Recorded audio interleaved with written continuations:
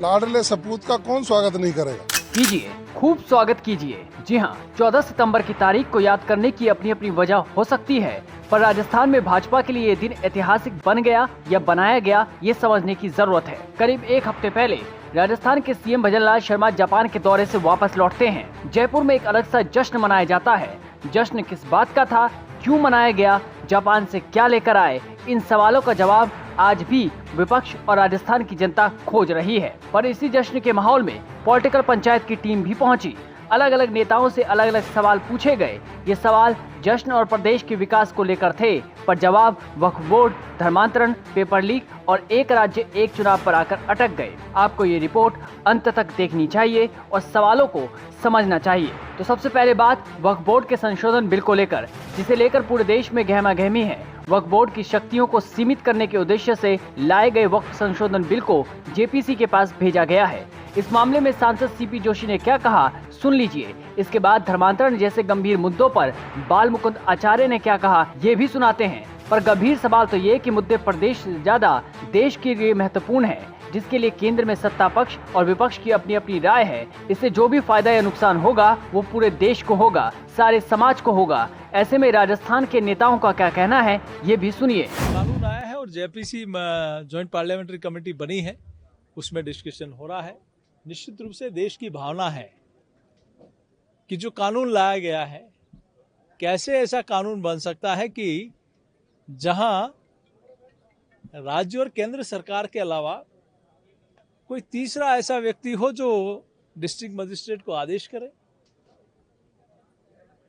कोई ऐसी जगह नहीं जहां आप ऐसा नोटिस आने के बाद या निर्णय होने के बाद आप कोर्ट में नहीं जा पाओ, ये संभव नहीं है। तो निश्चित रूप से इस एक्ट में देश भर की जनभावना है और उन जनभावनाओं के अनुरूप निश्चित रूप से सरकार अपना काम करेगी। संगठन ये कह रहे हैं कि हमारे खिलाफ है।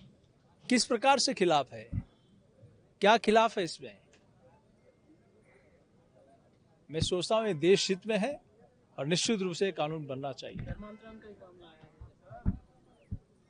देखिए, इस दिशा में सरकार अपना काम कर रही है और कुछ लोग इस काम में लगे हैं, तो निश्चित रूप से ऐसे लोगों पर एक्शन हो और इसके लिए कड़ा कानून भी बने, इसके लिए हम सब लोगों को विचार करना चाहिए। सीपी जोशी ने पहले तो उम्मीद जताई कि सीएम भजनलाल जापान से लौटे हैं तो रोजगार भी आएगा। कितना आएगा, क्या प्लानिंग है, या फिर ये सब जवाब दिखाए जा रहे हैं, मालूम नहीं।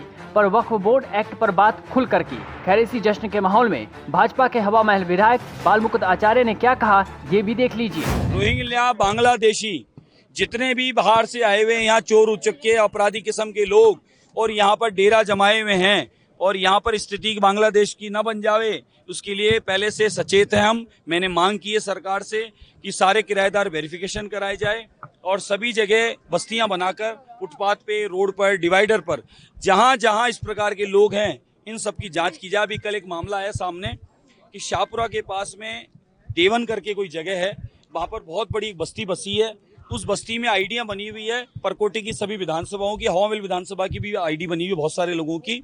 आज रिपोर्ट दर्ज करवा दी हमने शाहपुरा थाने में और ये पता चला है कि उन लोगों को आईडी बनाने के मकान मालिक ये तय करता है कि किराएदार हम तुम्हारे को बना लिए बांग्लादेशी को, तुम आधा राशन हमें दोगे, जो राशन मिलता है सरकारी पेंशन वगैरह का लाभ लेते हो, आधा हमें दोगे और आधा लाभ तुम लोगे और वोट हम जहाँ कहेंगे वहां तुम डालोगे।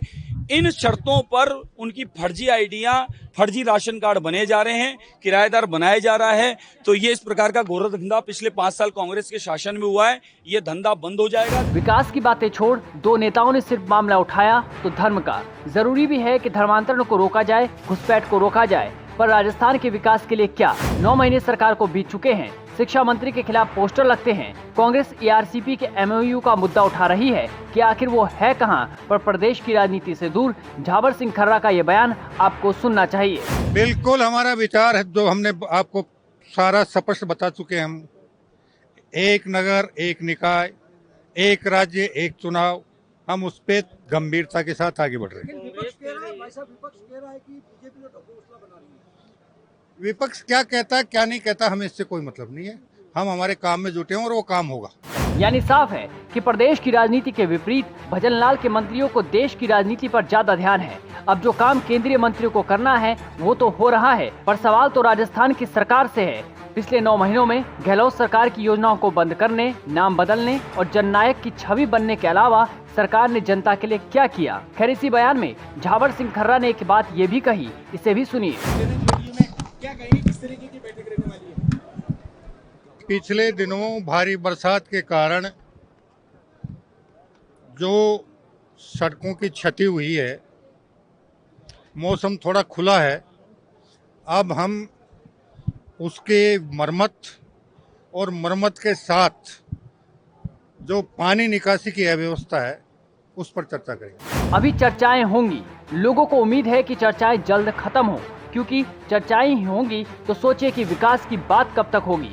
खैर, बीजेपी नेता विजय बैसला ने बड़े ही सधे हुए अंदाज में जवाब दिया और समझाया कि क्या हो सकता है। किसी भी स्टेट को प्रोग्रेस करने के लिए इकोनॉमिक प्रोग्रेस बहुत जरूरी है, और उसी क्रम में जब आपकी खुद के स्टेट के चीफ मिनिस्टर कंट्रीज विजिट करके डेवलपमेंट के लिए, विकास के लिए लोगों से निवेश लगवाने की बात करते हैं, तो एक बहुत पॉजिटिव है।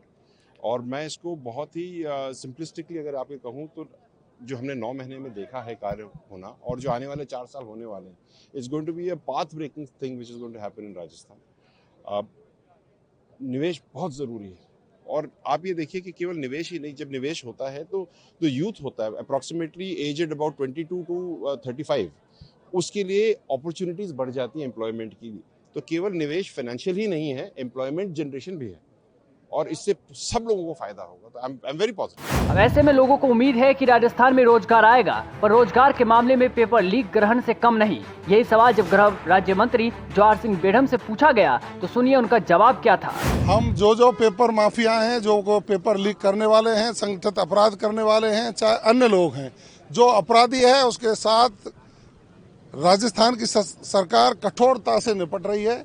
अपराधी से कोई समझौता नहीं। अपराध मुक्त राजस्थान, भ्रष्टाचार मुक्त राजस्थान और विकास की दृष्टि से नंबर 1 राजस्थान बनाने का आदरणीय भजनलाल जी का सपना है, जो निश्चित रूप से पूरा होगा। खैर, नेताओं ने तो यही कहा कि सपना पूरा होगा, सब कुछ अच्छा होगा। 9 महीने सरकार को हो चुके हैं, हो सकता है कि 1 साल पूरे होने पर फिर से ये तुनतुना बजाया जाए और जश्न मनाया जाए कि देखिए, भजनलाल जी के नेतृत्व में हमने 1 साल तो पूरे कर ही लिए और हम फिर से सवाल दोहराएंगे। उम्मीद है कि इस बार सरकार के पास सवालों के जवाब में ये काम होंगे की जगह ये काम हो चुके हैं सुनाई दे। सवाल इसलिए दोहराए जाएंगे क्योंकि जब भजनलाल सरकार के 100 दिन पूरे हुए थे तो पूरे प्रदेश में हल्ला हुआ था कि 3 महीने में 45% कार्य पूरे हो चुके हैं। हमारे पास 100 दिन का प्लान है, सीएम अधिकारियों से हिसाब लेंगे, कार्य योजना बनाए जाएंगे। इस गति को देखकर तो मानो लग रहा था कि अगले 1 साल में तो राजस्थान की जनता के लिए मानो सब कुछ चंगा ही चंगा होगा। पर उस 100 दिन के प्लान में क्या क्या हुआ न विपक्ष को मालूम है न जनता को।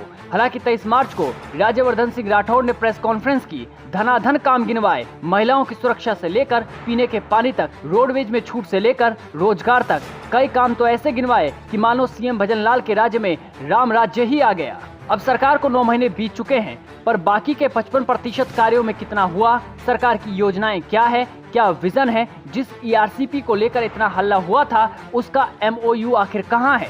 सवाल इसलिए क्योंकि जब आपके एक मंत्री ने 7 महीने में 7 फैसले पलट दिए हों तो जनता की चिंता जायज है। सवाल इसलिए क्योंकि जब एक मंत्री पद से इस्तीफा दे चुका हो तो उसका आगे क्या, मंत्री जी मान जाएंगे या नहीं मानेंगे, ये तो लगता है कि सरकार को भी नहीं मालूम।